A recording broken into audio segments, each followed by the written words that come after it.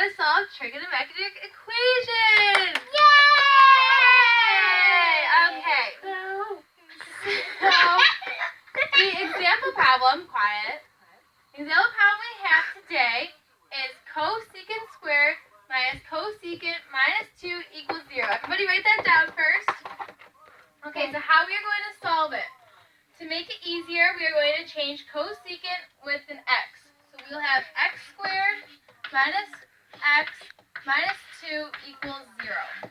From here, we're going to factor this, because we can factor this, right? Yeah! So we have, in our factoring, we have an x minus 1, or plus 1, sorry, and x minus 2. X equals 0, right? Now we are going to set x equal to 0. You are right. Very good. X plus 1 equals 0, and x minus 2 equals 0. So now, how are we going to solve from here?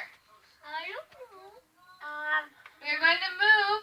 We're going to subtract 1 from both sides, and we're going to add 2 to both sides. So we have x equals a negative 1, and x equals a positive 2. Now that we know what x equals 2, we're going to put cosecant back in. No questions.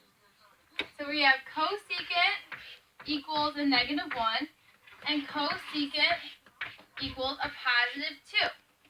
Now, from what we learned previously, cosecant is hypotenuse over the opposite.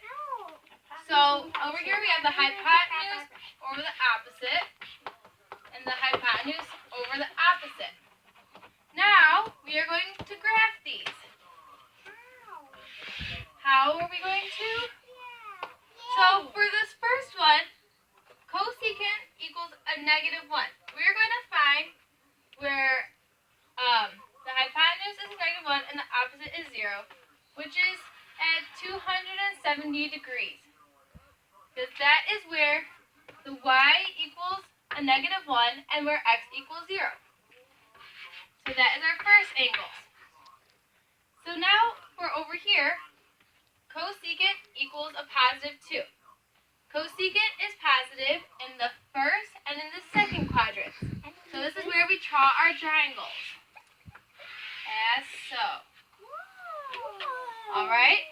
So now we are going to add in our angles. This is over 1. So our hypotenuse is going to be 2, and the opposite is going to be 1. Very nice. 2, 1. Now this is a special triangle. We have a 1, 2, square root of 3. 1, 2, square root of 3. And we know that the angles in this special triangle are 30, 60, and 90. The same goes for this triangle. So now we can figure out the angles for this triangle. So how we are going to do it is we're going to find out the angle that goes from the origin to this length and from here to this one. How we do it is this first one is 30 degrees. And then our very last angle, we take 180 minus the 30 degrees, which gives us 150 degrees. And these are your answers.